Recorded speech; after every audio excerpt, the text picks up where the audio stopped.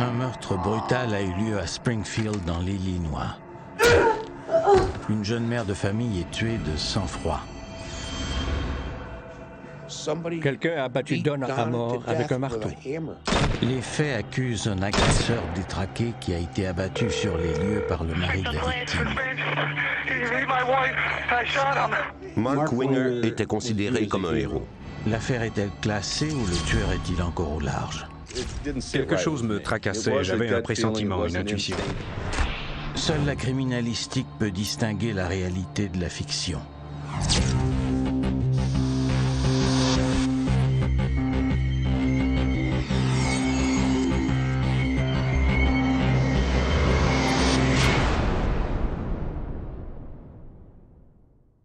Cette reconstitution est basée sur le récit de témoins, les preuves de la police et les dossiers judiciaires.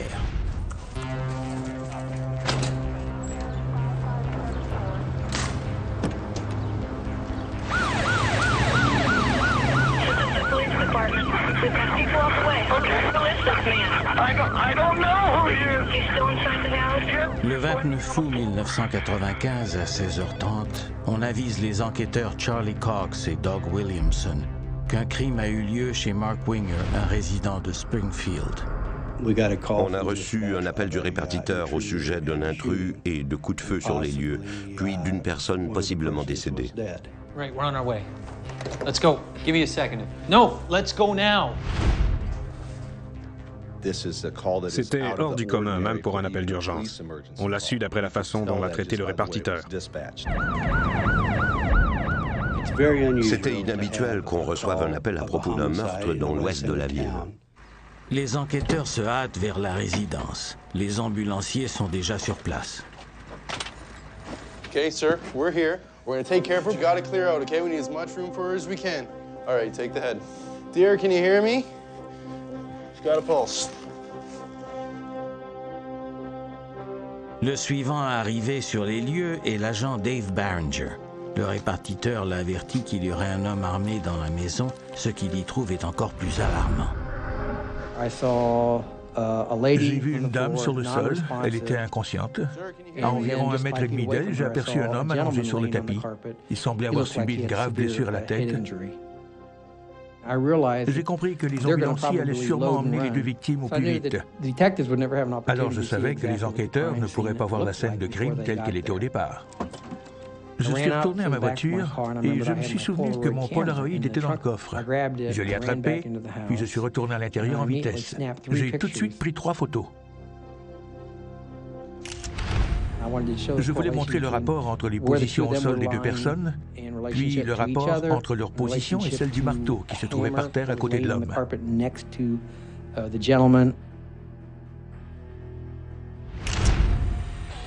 Puis, j'ai vu que mon appareil était vide.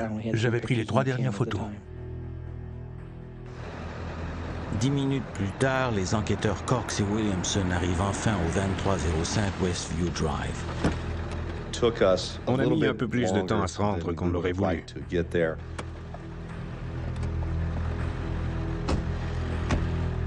Dans ce genre de situation, on dirait que tout se passe au ralenti. On ne peut jamais arriver assez vite.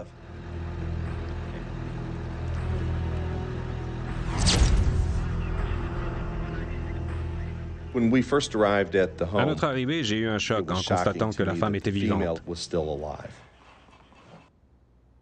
Je voyais des flaques de sang. Je voyais aussi du sang dans ses cheveux. Après avoir jeté un premier coup d'œil dans la pièce, je me suis dit qu'il y aurait une enquête de meurtre. Charlie Cox examine les lieux tandis que les ambulanciers tentent de sauver les victimes. L'ex-policier technique sait que ce chaos est mauvais signe. Quand on enquête sur les lieux d'un crime, on veut être le premier à arriver sur place. Mais il y avait des ambulanciers qui soignaient les victimes. Ce type de situation altère considérablement une scène de crime. Malgré le tumulte, les enquêteurs tâchent de reconstituer les faits. Selon l'information qu'on m'avait fournie, l'individu au sol était l'agresseur qui avait battu la femme, Donna Winger, à l'aide d'un marteau.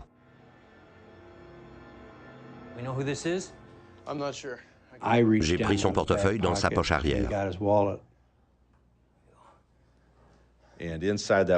Grâce aux pièces d'identité du portefeuille, on a su que Roger Harrington était l'homme qui avait été tiré à la tête.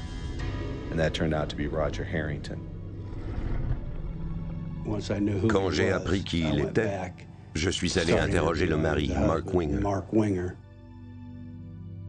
Pendant que deux personnes luttent pour rester en vie de l'autre côté de la porte, les agents entament leur quête de réponse. Mr. Winger, this is Detective Cox. Il était visiblement ébranlé. Il m'a demandé plusieurs fois si sa femme allait survivre et comment elle allait. She's fighting very hard, sir. She's still alive. They're working on her now. Who's that man? Who's that guy over there? Il n'a pas cessé de me demander ce qui se passait, ce qu'on faisait et qui était cet homme sur son plancher. Le mari affolé est en état de choc. Je lui ai tendu des mouchoirs en papier. J'essayais de le calmer. Il m'a demandé de lui apporter une boisson gazeuse. En m'approchant du réfrigérateur, j'ai vu une feuille de bloc-notes jaune sur laquelle quelqu'un avait écrit.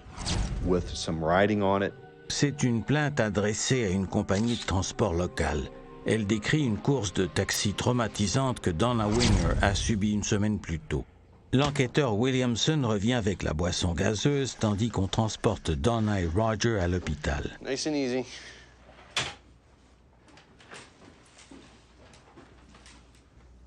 Mark Winger raconte alors aux enquêteurs ce qui est arrivé.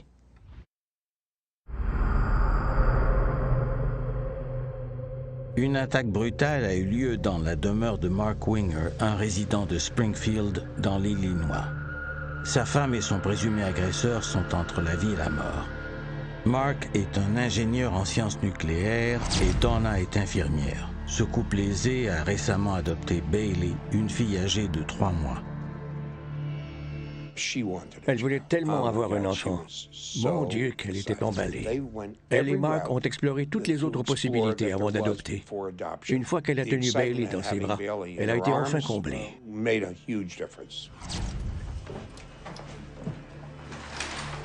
1, 2, 3. Good. They're taking your wife to the hospital now. Mr. Winger, I'm going to need to ask you some questions. Tell me from the beginning what happened. I was downstairs. Il a dit qu'il courait sur un tapis roulant lorsqu'il a entendu un bruit sourd ou un pas lourd.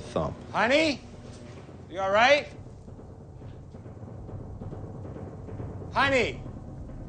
Il a monté l'escalier du sous-sol, puis est allé dans la chambre. My baby was lying there in the bed by himself. I got worried. Il a ouvert le premier tiroir de sa table de chevet où il gardait son arme. C'était un pistolet semi-automatique. Il s'est engagé dans le couloir principal menant à la salle à manger quand il a aperçu un individu penché au-dessus de sa femme, qui la frappait à la tête avec un marteau. Il a tiré un coup de feu qui a atteint l'intrus à la tête. L'intrus est tombé à la renverse. Monsieur Winger a vu l'intrus qui relevait ses épaules du sol, alors il a tiré un deuxième coup qui l'a atteint au front.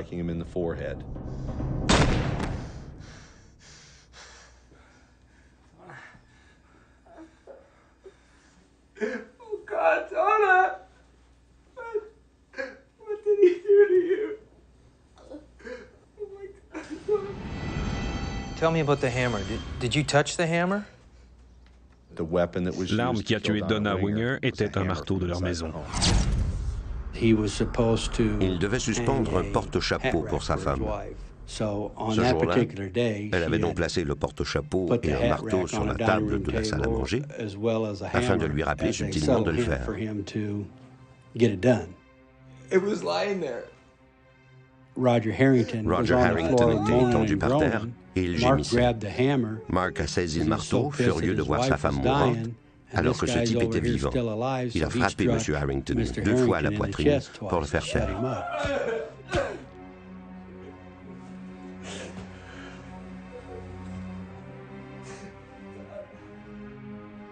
M. Winger a dit qu'il a alors appelé le 911. This man he's my wife. I shot him. Is he dead? I don't know. He's making weird sounds. My baby's crying. My baby! I gotta check my baby! It's okay. You're gonna be okay. Everything's gonna be okay. This is the police department. We've got officers en route. I need to know what's going on there. My wife is dying on the floor. Okay, we've got people on the way. Okay. Who is this man? I don't know who he is. Please, just let me get to my wife. I won't hang up. Okay? Okay, we've got Oh, God. Oh, God.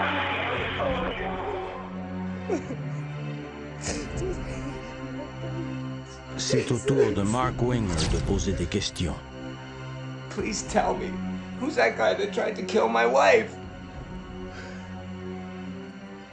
His name's Roger Harrington. Oh my God! That guy's been harassing us all week. Les enquêteurs apprennent que l'agresseur de Donna Winger n'est pas un inconnu.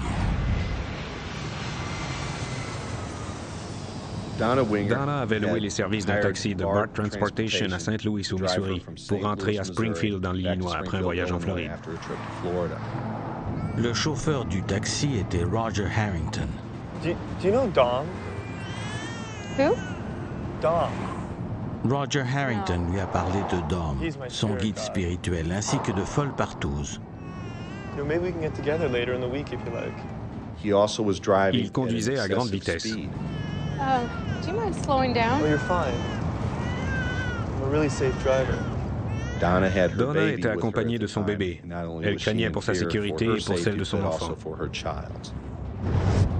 Quand sa femme lui a raconté les détails du trajet, Mark Winger était furieux. Monsieur Winger a téléphoné chez BART Transportation pour porter plainte. Par la suite, Roger a perdu son emploi. L'histoire semble familière à l'enquêteur Williamson. À ce moment-là, j'ai compris que Donna avait relaté sa course en taxi sur la feuille que j'avais vue sur le réfrigérateur. Et Charlie Cox a déjà entendu le nom de Roger Harrington. J'avais eu affaire à Roger Harrington par le passé. Dans le temps, j'étais propriétaire d'un parc de maisons mobiles en ville. Sa petite amie de l'époque habitait dans une des maisons mobiles que je louais. À 2 reprises, j'avais dû me rendre là-bas pour les séparer en pleine querelle de ménage.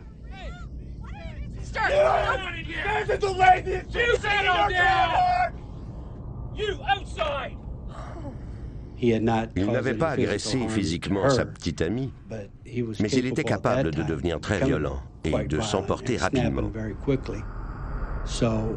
En me basant sur la déclaration de Mark Winger et sur l'information que j'avais déjà, j'en ai tiré une conclusion. Il était fort possible que Roger Harrington ait fait ce que M. Winger nous avait raconté. Pendant que Charlie Cox interroge Mark Winger, Doug Williamson jette un coup d'œil dehors.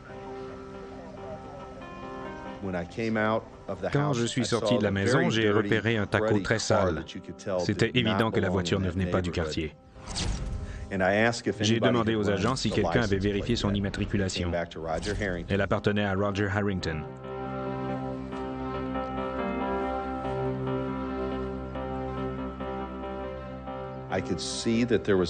Je pouvais distinguer une note sur le siège avant. Puis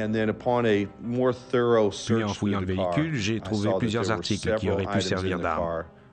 Il y avait un couteau et il y avait un démonte-pneu dont le manche avait été recouvert d'un ruban adhésif pour en faire une arme. Les éléments de preuve s'accumulent. Une voiture remplie d'armes, un suspect violent et une jeune mère blessée à cause de sa folie. À l'intérieur de la maison, le policier technique Norval Melton commence à examiner la scène de crime. Pour décrire la scène de crime avec justesse, je dirais que c'était un désastre. On avait laissé pas mal d'articles médicaux un peu partout sur les lieux. Il y avait un marteau sur le sol et des éclaboussures de sang sur les murs. Une grande flaque de sang se trouvait là où Mme Winger était étendue. Une autre flaque de sang se trouvait là où M. Harrington était étendu. J'ai taillé un morceau de tapis à l'endroit où reposait M. Harrington. En dessous, j'ai trouvé une balle d'un pistolet de calibre 45. Mark nous a dit qu'il avait atteint Roger en plein front. La balle aurait ainsi traversé son front pour émerger derrière sa tête et se loger dans le plancher sous lui. Roger était donc étendu au même endroit où le coup de feu avait été tiré. On a recueilli les douilles qui étaient sur le plancher. On a scellé dans un sac le pistolet semi-automatique de calibre 45 de M. Winger qui se trouvait sur la table de cuisine. On s'est assuré de récupérer les vêtements qui avaient été retirés des victimes. On a passé au peigne fin la scène de crime pour ne rien omettre. Souvent, on n'a pas d'autre occasion d'y retourner pour trouver des preuves. On ne constate aucune trace d'effraction dans la maison. On suppose que la porte était verrouillée et que Donna a laissé le bébé tout seul pour aller répondre.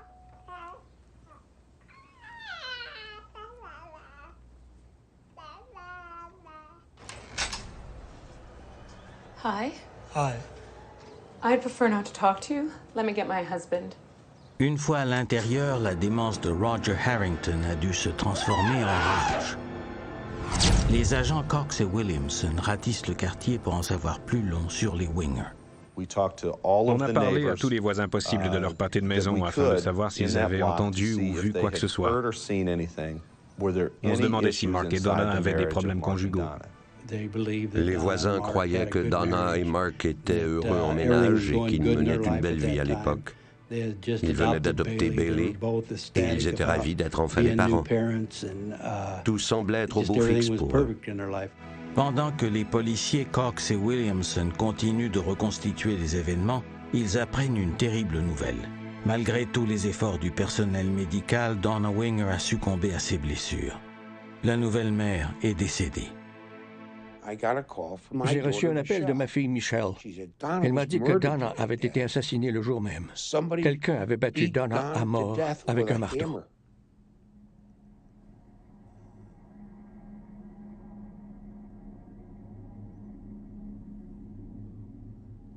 Je me souviens d'avoir lancé le téléphone par terre en criant. J'ai su alors que ma vie ne serait plus jamais la même.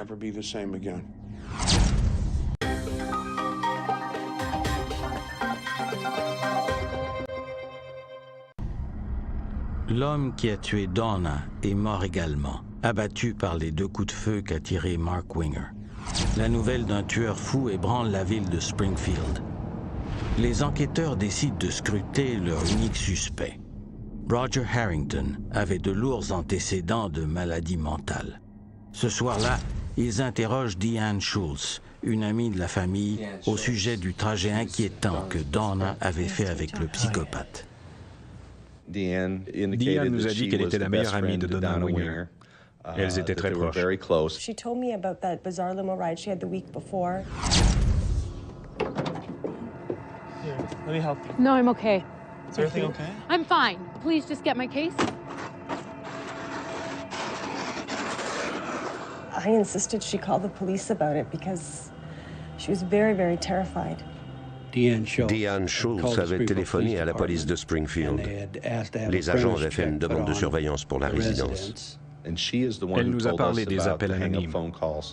She got some crank calls at the house. In fact, I picked up one of the calls myself.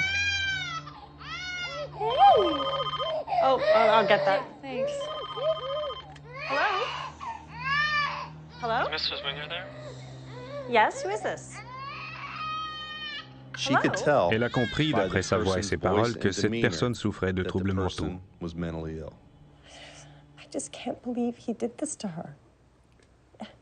She had Mark, and they had just gotten Bailey, and she had so much to live for.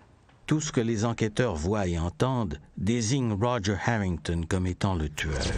Des agents se rendent à sa maison mobile pour recueillir des preuves matérielles. Sorry, ma'am. Sorry to disturb you. Sa colocataire de longue date défend son innocence. He told me the winger got him fired and told Roger to come by and work it out if he wanted his job back. Roger Harrington? Hello? On présente ces faits à Mark Winger. Il explique qu'il a appelé Roger, mais que ce dernier lui a seulement parlé de son guide spirituel. Dom thought your wife was beautiful and told me to tell her so. Frustré, Mark aurait raccroché. Dans la maison mobile, la police découvre des preuves tangibles de la folie de Roger. Un des agents a ramené un masque d'Halloween. C'était le soi-disant Dom, le guide qui parlait à Roger et le poussait à commettre de mauvaises actions. On a conclu que les éléments de preuve cadraient avec ce que M. Winger nous avait dit. Les preuves matérielles qu'on avait vues à ce moment-là, c'est-à-dire les taches de sang sur le tapis, concordaient avec sa version des faits et avec l'endroit où on avait trouvé l'agresseur. Il y avait de petits détails inexpliqués comme toujours. Ce n'était pas suffisant pour poursuivre l'enquête. Mais pas mal de ces détails tracassaient Doug. La première fois que j'ai rencontré Mark Winger, il y avait quelque chose d'étrange dans sa façon d'agir. Il donnait l'impression d'être en train de pleurer. Je lui ai offert des mouchoirs en papier. J'ai vu qu'il ne versait pas de larmes. Il n'y a pas que les yeux secs du mari qui déroutent Doug Williamson. J'ai remarqué un T-shirt blanc enroulé autour de sa main gauche. C'est le chandail que portait Mark Winger durant l'agression.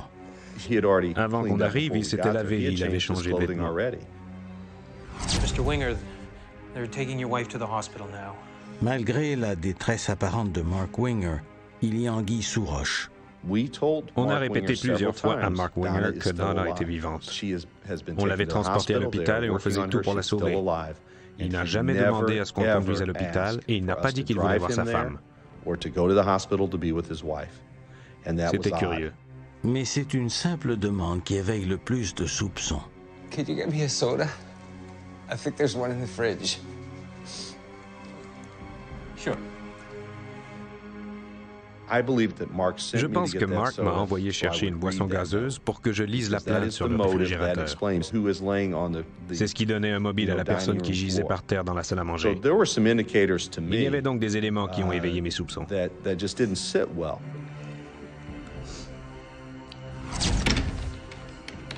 Le jeune policier est déterminé à poursuivre l'enquête. Mais bien vite, cette ténacité va l'opposer à son coéquipier, à ses collègues et à tout le service de police de Springfield.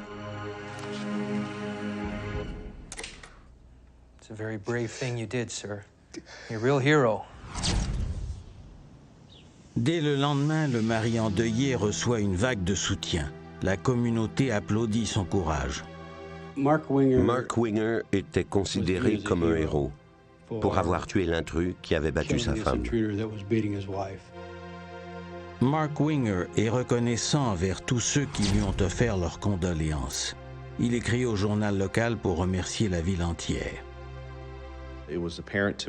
J'ai compris que tout le monde pensait que Mark Winger avait agi en héros dans les circonstances et que l'enquête serait terminée en un jour ou deux. Cependant, l'enquêteur Williamson n'est toujours pas convaincu. Et les preuves matérielles viennent fortifier ses soupçons. Quand j'ai aperçu la voiture garée devant la résidence des Winger, dans le sens contraire de la circulation, j'étais convaincu que le conducteur n'essayait pas de passer inaperçu. Après avoir regardé à l'intérieur, j'ai vu sur le siège avant une note écrite à la main qui semblait indiquer une rencontre avec Mark Winger à 16h30. Les armes dans la voiture soulèvent aussi des questions. Roger Harrington avait des armes en sa possession. Il les aurait donc apportées avec lui dans la maison. Mais on devait croire qu'il avait trouvé par pur hasard le marteau sur la table. Il aurait alors frappé Donna à la tête pour la tuer.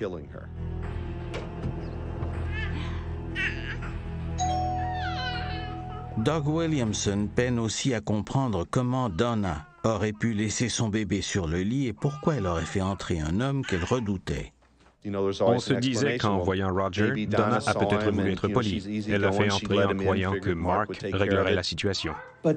Tout s'expliquait si Roger était entré pour leur parler, puis qu'il s'était enragé. Il aurait saisi l'arme qui était à proximité. All right, Charlie, anytime you're ready. L'agent Williamson ne ménage pas les efforts pour garder l'enquête en cours. Charlie Cox lui concède un point. Il a raison de croire que Mark Winger n'a pas pu entendre le bruit à l'étage s'il courait sur le tapis roulant. C'est le genre de personne qui n'aime pas les détails inexpliqués. Il y repense constamment. L'agent Cox et moi, on avait des interprétations différentes de la scène de crime. There's just too many unanswered questions here. There are always going to be unanswered questions. Doug bute sur beaucoup de petits détails. Ces doutes ont leur importance, mais ils ne sont pas toujours aussi révélateurs qu'il le croit. We got to move on because we got other things on our plate. Bref, il m'a dit que j'avais tort. J'étais responsable de l'enquête et elle a été conclue au bout d'une journée. Great. Justifiable homicide. Thanks very much. Let's go. It's not right, Charlie. Mark Winger vit son deuil et il enterre sa femme. Puis il engage une bonne d'enfant pour s'occuper de sa fille et il tente de tout oublier. Harrington is there to murder somebody. Why does he park his car outside? Mais pas Doug Williamson. J'essayais de le raisonner pour lui faire comprendre que c'était terminé. Je lui ai dit qu'il allait se rendre malade à force de manquer de sommeil et qu'il finirait par avoir des ulcères. Il y a toujours des détails inexpliqués dans une enquête, alors on doit lâcher prise.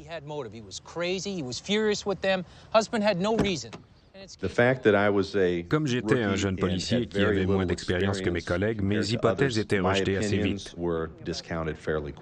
Winger is acting too suspicious and there's too many loose ends on Harrington. Je me souviens très bien qu'on écartait non seulement mes hypothèses, mais qu'on s'en moquait également. Everybody's moved on in this case, except you. Let it go. J'avais un pressentiment, une intuition, mais c'était fondé sur des raisons. Malgré les protestations de l'agent Williamson, l'enquête demeure close. Mais l'histoire n'est pas terminée.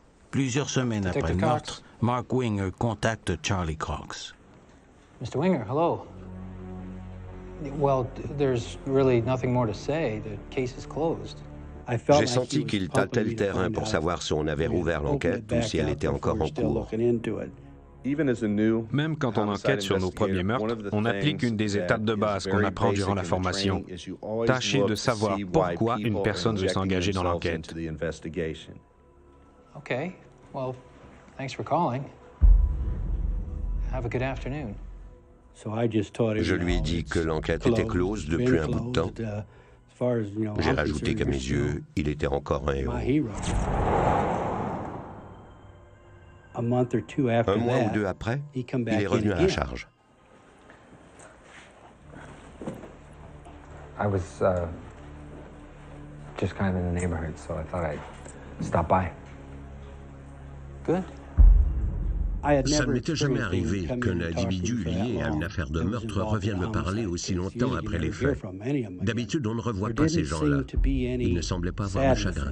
Is there anything I can do for you? How would I go about getting my gun back? Your gun? It was a gift. I see. On a obtenu la permission de lui remettre son arme.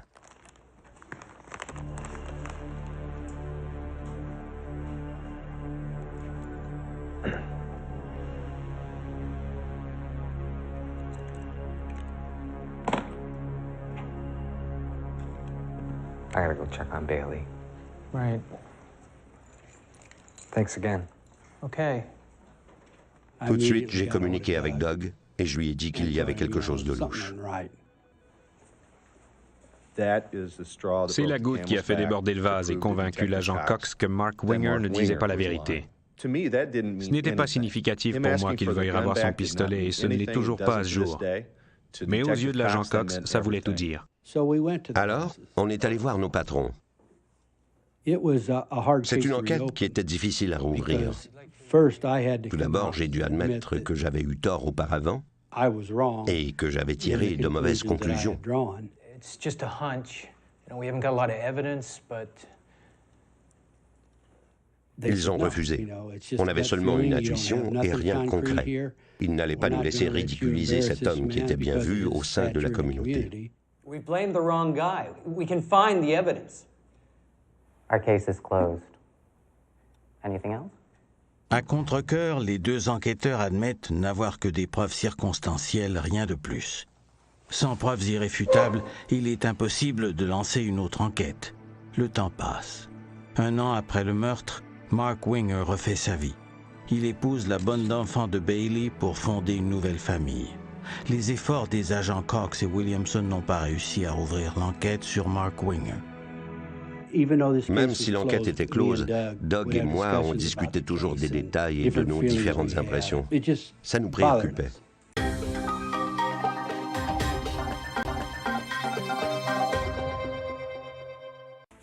Trois ans plus tard, Charlie Cox assiste à une conférence sur les éclaboussures de sang à Louisville, au Kentucky. The thing about blood spatter is they can be considered very esoteric, but it can also be the equivalent of a smoking gun. Here we have what we Charlie call rencontre un des grands experts dans le domaine, Tom Bevel. Cette science émergente pourra peut-être faire la lumière sur ce qui s'est passé dans la demeure des Winger le 29 août 1995. Let's have a seat. So, tell me about your case. Some new evidence has come up, and my partner, who's never really believed our conclusions from the beginning, has now got me on his side. Au départ, on m'a parlé de la première enquête. J'ai demandé à voir les vêtements des victimes.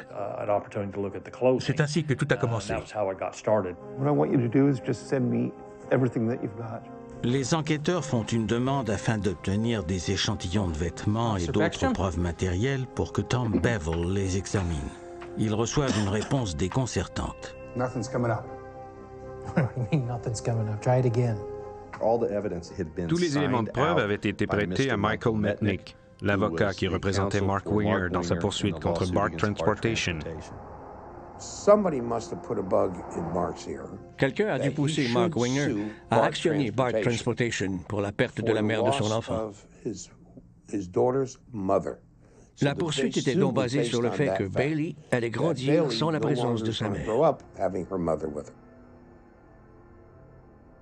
Quand les journaux mentionnent la poursuite de plusieurs millions de Mark Winger, il n'y a pas que les enquêteurs Cox et Williamson qui sont scandalisés. Unbelievable. 4 ans après la mort de Donna Winger, l'horreur du crime a commencé à s'estomper, mais pas aux yeux de tous. Après avoir gardé le silence durant des années, la meilleure amie de Donna livre une histoire choquante au nouveau procureur John Schmidt. Son avocat nous a contactés en disant que sa cliente avait peut-être de l'information pour nous. Diane Schultz souffrait d'une dépression grave et rien ne semblait l'aider. Puis un jour, elle a avoué à son médecin qu'elle devait faire un aveu pour se vider le cœur. C'est là que Diane Schultz est venue à notre cabinet. I was Donna Winger's best friend for many years. And her worst enemy. Well, not her worst. On a parlé à Diane Schultz en échange de l'octroi d'immunité. Ses propos ne pourraient pas être utilisés contre elle à condition qu'elle soit honnête en nous livrant des renseignements abondants et détaillés. Roger Harrington did not kill Donna Winger. Then who did? Mark Winger. Elle nous a dit qu'elle avait eu une liaison avec Mark Winger. Le procureur apprend que la relation a commencé quelques mois avant le meurtre de Donna et qu'elle a duré plusieurs mois par la suite. Mais selon Diane Schultz, l'adultère est le moindre des péchés de Mark Winger. Durant cette liaison, Mark lui a expliqué qu'il n'était pas heureux dans son mariage. I can't stand the sight of her. I just want her gone. Elle nous a fourni beaucoup de renseignements qu'elle avait tenus secrets pendant des années. Elle voulait faire tout son possible pour redresser la situation. Diane Schultz révèle aux autorités qu'après le trajet de Donna dans le taxi de Harrington, Mark Winger y a vu une occasion. He felt like things would be better if Donna weren't around. When Roger came on the scene, He was like, oh, it's the perfect solution. It's a gift. What exactly did he say? I just gotta get Roger into the house. If I can get him into the house, I can take care of everything. Comme Deanne Schultz a tardé à faire ses aveux, les enquêteurs s'interrogent quant à son véritable rôle. Now, why didn't you come to us with this 4 years ago? Because after she died, he said that if I said anything, then we would both look guilty. Are you? She should not have died. She didn't deserve to die, but I did not kill her. Mark Winger did. He killed my best friend. Elle était très crédible. On sentait que c'était pénible pour elle d'avouer qu'elle avait eu une liaison avec le mari de sa meilleure amie. That'll be all. We'll be in touch. Le témoignage de Deanne Schultz est exactement ce qu'il faut pour ouvrir l'enquête. Lorsqu'on en fait l'annonce officielle, Mark Winger laisse tomber sa poursuite contre Bart Transportation. Les éléments de preuve sont remis à la police qui les envoie à l'expert Tom Bevel. Son analyse des vêtements du présumé agresseur soulève des doutes. J'ai soumis les vêtements de Roger Harrington à une analyse d'ADN. Toutes les taches étaient constituées de son propre sang. Il n'est pas étonnant que ces blessures par balle aient taché les vêtements de Roger Harrington. Mais s'il avait frappé Donna Winger, ses vêtements auraient été couverts du sang de sa victime. On n'en trouve nulle trace. Même ses chaussettes n'ont pas la moindre tache. Ses chaussettes et ses chaussures étaient immaculées. Mais le T-shirt de Mark Winger est maculé du sang de Donna, et pas seulement pour la raison qu'il a donnée aux autorités. Les éclaboussures de sang qui apparaissaient sur le T-shirt de Mark étaient étranges. Le fait que les taches étaient très saturées n'était pas un problème, car il a raconté qu'il avait serré sa femme dans ses bras. Mais il y avait des éclaboussures sur son T-shirt. Selon moi, la meilleure explication était qu'elle provenait d'un impact. C'est ce qu'on appelle des éclaboussures à vitesse d'impact moyenne. Il s'agit de sang qui a été projeté à cause d'un impact quelconque. Il produit généralement des taches d'un diamètre de 2 à 4 mm. Selon Tom Bevel, les éclaboussures de sang sur le T-shirt de Mark correspondent à celles que produit l'impact d'un coup de marteau. L'expert fait une analyse des photos de la scène de crime qui soulève d'autres questions. Dans sa déclaration, M. Winger affirme qu'il avançait dans le couloir lorsqu'il a tiré sur Roger Harrington, qui est alors tombé sur le dos. Selon M. Winger, il a couru vers lui, puis il l'a enjambé pour faire feu une deuxième fois. Le problème, c'est qu'il devrait y avoir une seule flaque de sang, et non pas deux. Les deux flaques de sang contredisent aussi le témoignage de Mark Winger. Roger Harrington a été roulé sur le dos pour le deuxième coup de feu. Il y a deux flaques de sang non reliées qui ont été créées par le sang qui a jailli de sa tête. Il était face contre terre lorsque le sang a coulé de la première blessure. Puis il a été roulé dans l'autre sens, ce qui a causé l'écart de plusieurs centimètres entre les flaques.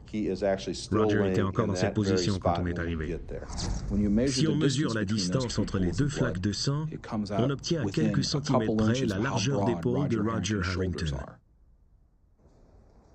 Lorsque l'enquêteur Cox récupère les derniers dossiers de l'affaire chez l'avocat de Mark Winger, il découvre de nouveaux indices étonnants. Detective? Yeah? Did you want these Polaroids? What Polaroids? Les Polaroids? Yes, Oui, les Polaroids. J'ignorais leur existence et j'étais intrigué. They were in a box. Sure. Tandis que Charlie Cox étudie les photos, la vérité de cette affaire éclate enfin au grand jour. L'agent Dave Barringer est un des premiers à être arrivé sur les lieux. Il s'est tout de suite mis à photographier les positions des corps parce qu'il savait que les ambulanciers et le personnel médical allaient changer radicalement la scène de crime.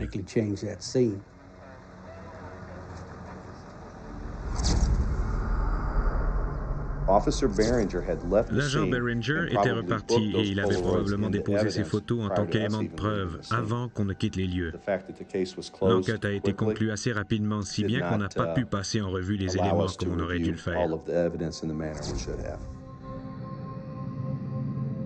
Ces photos sont les seules à montrer comment les corps de Donna Winger et Roger Harrington étaient placés avant que les ambulanciers les déplacent pour leur administrer les premiers soins. Mark Winger a affirmé qu'il a tiré sur Roger dans le couloir, ce qui l'a fait tomber à la renverse avec les pieds dirigés vers Donna. Mais les polaroïdes révèlent que Roger était étendu dans la direction opposée. Ses pieds n'étaient pas dirigés vers Donna, mais bien vers la cuisine. Cela suggère des conclusions stupéfiantes. On a regardé les photos, entre autres les 3 polaroïdes de Dave Beringer. Puis on s'est mis à reconstituer le casse-tête et on a compris que les faits n'avaient pas pu se dérouler comme Mark l'avait affirmé. Les autres enquêteurs et moi, on n'a pas fait attention aux positions exactes des corps, comme on l'aurait dû. Si les 3 polaroïdes avaient été sur place quand les enquêteurs sont arrivés, je crois que l'affaire aurait pris une autre tournure. Les enquêteurs tiennent enfin des preuves irréfutables. Grâce aux vérifications médico-légales, aux 3 polaroïdes et aux témoignages accablants de l'ex-maîtresse, on sait ce qui s'est produit à la résidence des Winger en ce fameux jour du mois d'août 1995. Roger Harrington, I need to talk to you. Il a planifié un meurtre. Il avait laissé entendre à Diane Schultz qu'il voulait mettre fin à son mariage, mais il ne voulait pas divorcer ni peut-être payer une pension alimentaire. Il souhaitait trouver une façon d'assassiner Donna. Après le voyage en taxi que sa femme avait fait avec Roger Harrington, il a voulu jeter le blâme sur ce dernier. Il l'a invité à venir faire un tour. Yes, Mr. Winger. Okay. I'll see you then.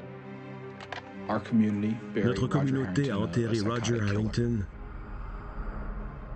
en croyant qu'il était un tueur psychopathe. Mais c'était faux. Cet homme est allé là-bas pour s'excuser et tâcher de retrouver son emploi pour continuer de vivre sa vie. Dans sa voiture, il y avait une note qui mentionnait l'adresse des Winger et une heure précise. Quand on considère le tout, on voit que Mark n'a pas dit la vérité, à savoir pourquoi un inconnu serait venu chez lui. Il a été invité là-bas ou attiré par une ruse.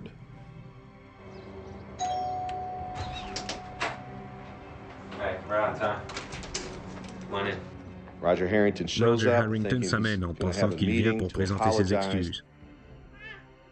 Donna est dans la chambre avec Bailey, alors elle n'entend pas la discussion. À un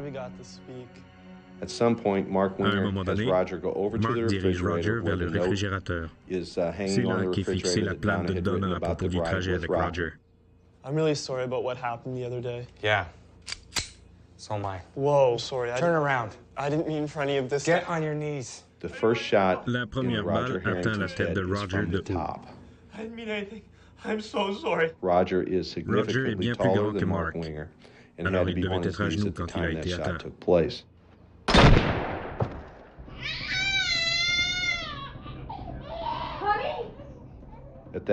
C'est là que Donna sort de la chambre et qu'elle voit que Mark a abattu Roger. Elle reçoit le premier coup de marteau à la tête et elle tombe par terre. Puis Mark lui assène 5, 6, 7 ou 8 coups pendant qu'elle est au sol.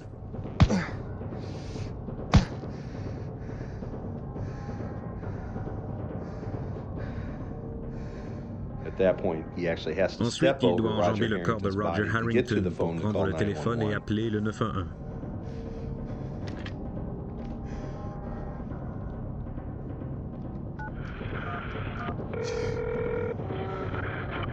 Check the place. Hold me.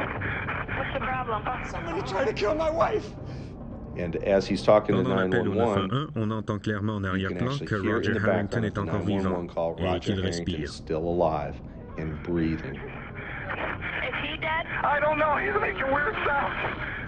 L'opératrice lui demande si la personne qu'il vient de toucher est vivante. Understand you. Is the man still in your house? My baby's crying. My baby's crying. I gotta go. I'll call you right back. At that point, Mark dit que son bébé pleure et qu'il doit aller le voir, puis il raccroche. On sait que Roger Harrington a été retourné sur le dos. La deuxième balle a traversé son front pour se loger dans le plancher sous le tapis. Il était encore dans cette position à notre arrivée. Il saisit le marteau et il frappe M. Harrington 2 fois à la poitrine, ce qui explique pourquoi ses empreintes digitales sont sur le marteau.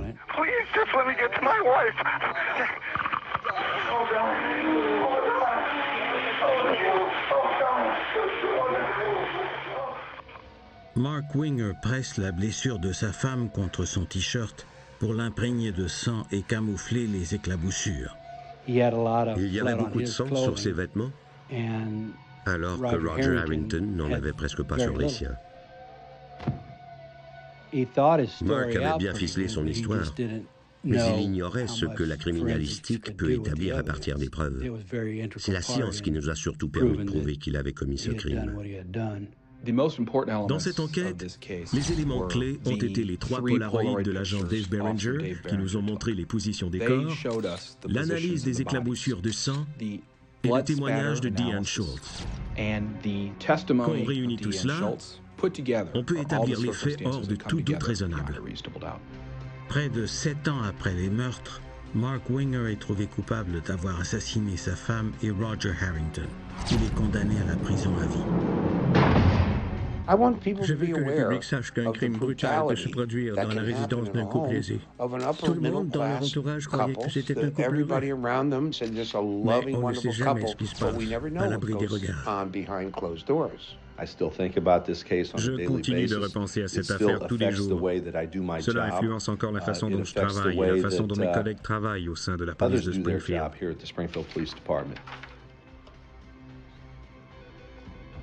Charlie et Doug ont scruté cette affaire. Ils ont continué à développer leurs pistes. Ils ont laissé les éléments de preuve leur indiquer la voie et ils l'ont suivi jusqu'au bout. C'est la marque de tout bon officier de police. Charlie Cox continue d'être hanté par son premier jugement hâtif. Je suis surtout fier d'avoir eu un coéquipier aussi solide que Doug, qui n'a jamais voulu lâcher prise. Mais je suis également fier d'avoir admis que j'avais tort. J'ai beaucoup appris dans cette affaire. C'est ce qui m'a aidé à devenir un meilleur enquêteur et un meilleur policier technique en général. J'ai commis des erreurs qui auraient pu être catastrophiques et je vais tout faire pour que ça ne se reproduise plus jamais.